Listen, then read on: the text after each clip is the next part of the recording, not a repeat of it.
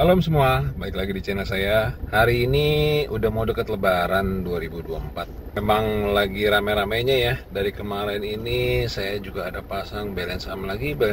Karena memang balance saham itu biasanya laku pada saat menjelang Lebaran. Nah, orang pada mau mudik, orang pada mau liburan. Kebetulan hari ini saya ada jadwal pasang di Tangerang, cuma kayaknya kepagian. Saya nunggu di rest area 21. Ini saya biasanya nunggu di sini. Kalau memang kepagian sambil ngopi dulu, Point Coffee. Kopinya enak. Oke, Indomaret yang mau endorse boleh. Bentar ya, saya nggak puasa, makanya saya minum dulu. Oke, saya pikir udah lama mau bikin vlog ini, cuma nggak jadi-jadi. Akhirnya saya pikir karena udah banyak sekali ya pertanyaannya berulang-ulang, itu lagi pertanyaannya. Ya, kenapa juga saya nggak bikin video ini tentang A sampai Z pertanyaan mengenai balance saham. Apa aja? Yuk, kita ikuti videonya. Oke.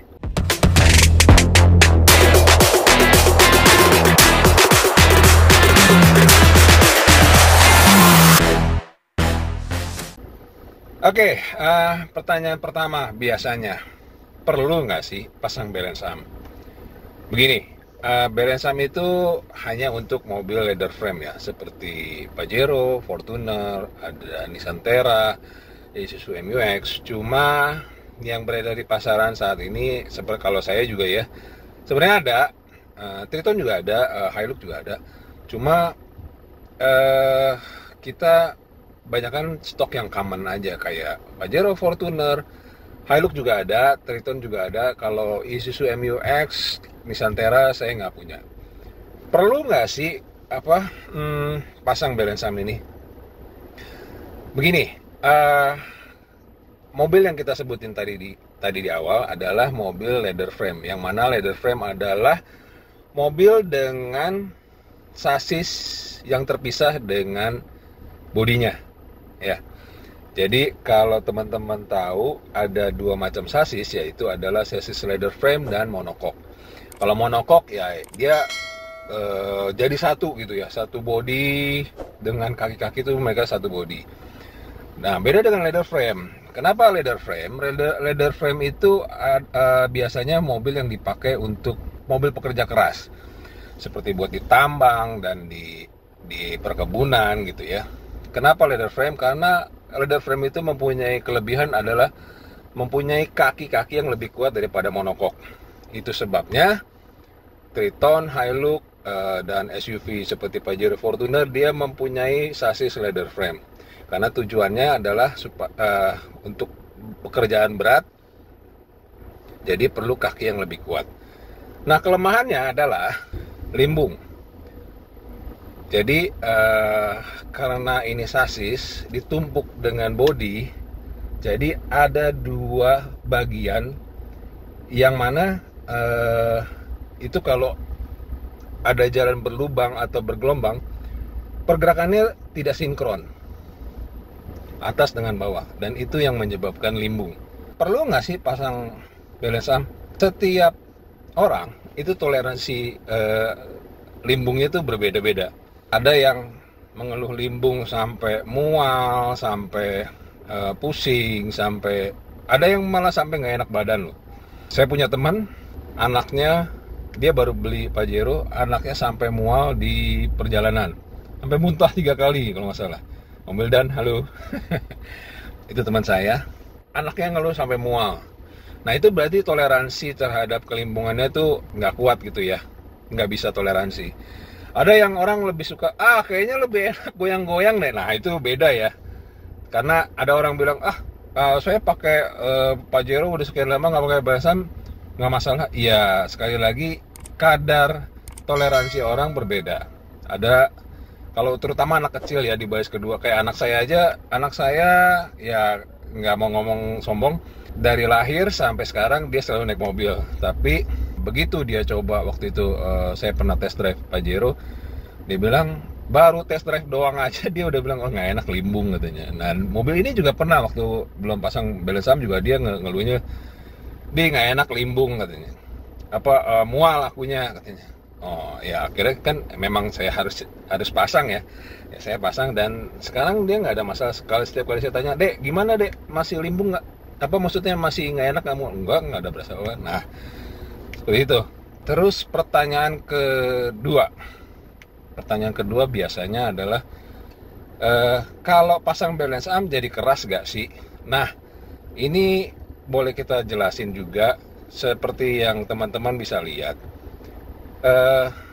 saat pasang balance arm itu kita nggak menyentuh suspensi, roda, pengereman sama sekali nggak, karena kita memang mengaitkan dua bagian, yaitu ya seperti tadi saya bilang, sasis body dengan kaki-kakinya di sini yang kita pegang adalah gardan, seperti kita teman-teman lihat di gambar seperti ini. Kenapa ada lengan ayun yang teman-teman bisa lihat itu supaya pergerakan suspensi tetap ada.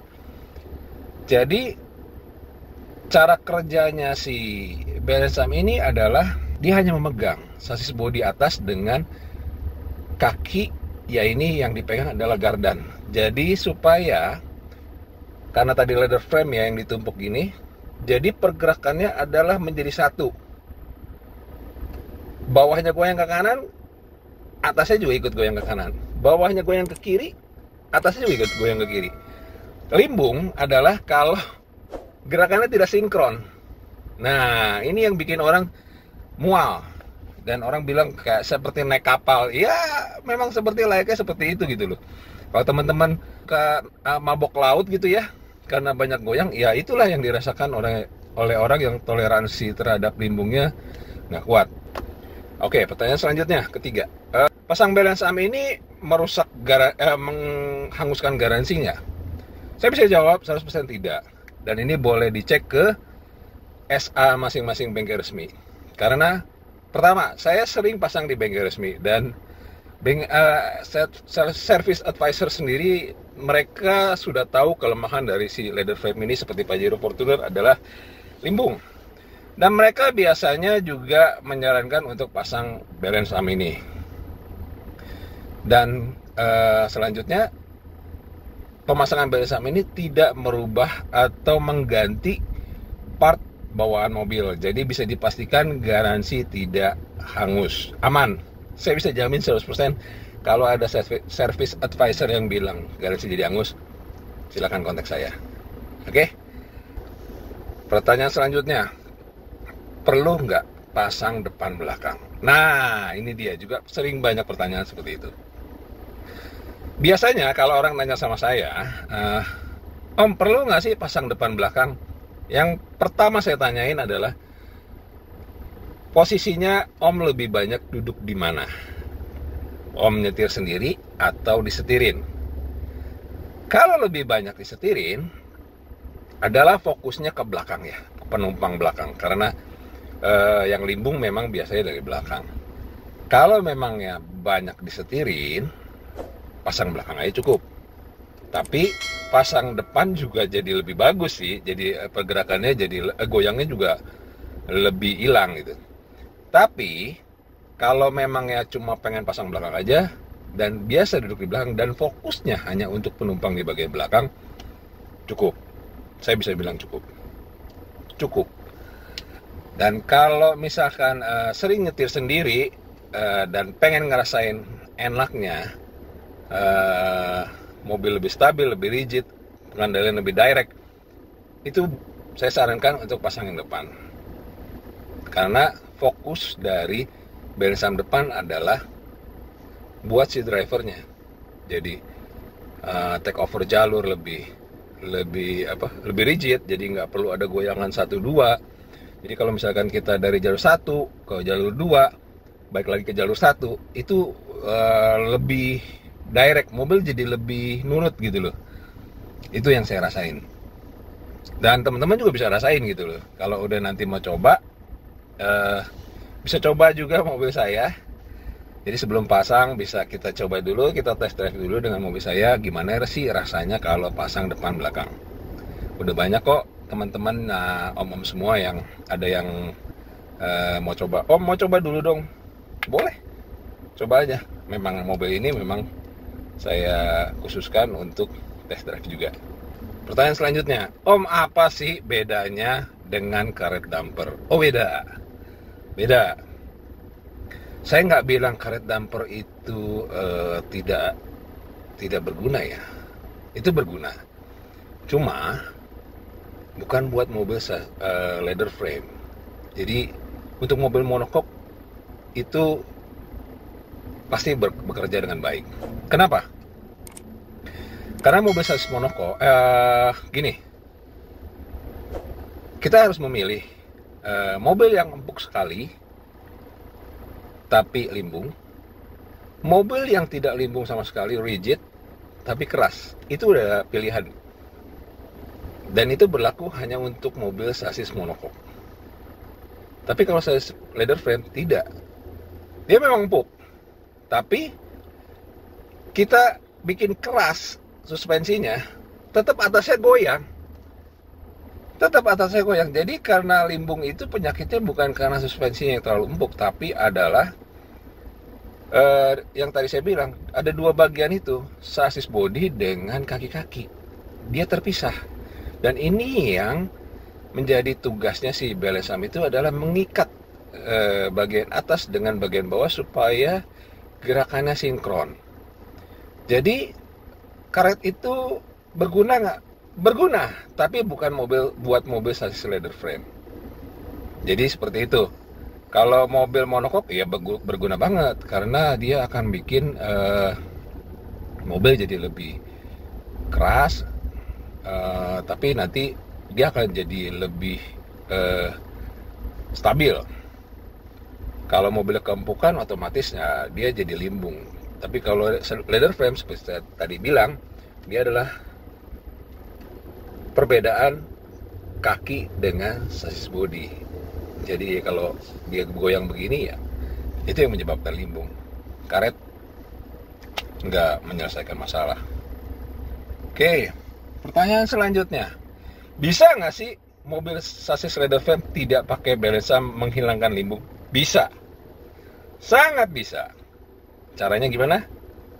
Caranya adalah mobilnya pakai lowering kit, dipendekin otomatis, ganti per, ganti shock, dan yang memang harganya juga lebih mahal daripada belesam depan belakang. Itu bisa. Itu biasanya anak-anak Tailuk style itu melakukan itu. Bannya velgnya dilebarin, pernya diganti, suspensinya di otak-atik, terus shocknya juga diganti. Itu bisa. Karena mobil leather frame kan udah tinggi, ground clearance-nya tinggi, terus juga sasisnya misah. Nah ini bener-bener diturunin. Nah itu bisa, karena ground clearance-nya diminimalisasi, pokoknya diturunin banget deh. Nah itu bisa, cuma pastinya teman-teman tahu kenyamanannya udah pasti berkurang. Udah gitu, yang kita cari apa sih dari mobil leather frame? Kita bisa ke segala medan, jalan rusak kita nggak takut, jalan yang kurang bagus atau banjir kita bisa terabas. Tapi kalau dipendekin, ya teman-teman bisa ini sendiri kan. Dan juga sayang banget gitu kalau kita baru beli mobil, shock dan pernya diganti. Kecuali memang teman-teman memang mau model Tailuk ya, model cumi-cumi darat. Nah itu udah kita juga nggak bisa ngomong deh. Tapi jangan salah, cumi-cumi darat juga coba teman-teman lihat banyak yang pakai belesam, karena memang oke dipendekin, oke diceperin, cuma tetap kan sasis dengan kakinya terpisah masih. Nah mereka perlu yang lebih rigid lagi. Nah makanya mereka tetap perlu belesam. Nah belesam ini kalau boleh saya bilang cocok banget buat teman-teman yang mau limbungnya hilang tapi tetap mobilnya tuh nggak diapa-apain. Jadi nggak ada yang diganti, nggak ada yang dicopot, nggak ada yang dipermak. Dengan per dan suspensi bawaan mobil, tapi limbung bisa teratasi. Oke, pertanyaan selanjutnya, Kalau saya pasang balance saham ini, minum dulu ya. Kalau saya pasang balance saham ini, limbung bakal hilang nggak sih? 100%. Gini,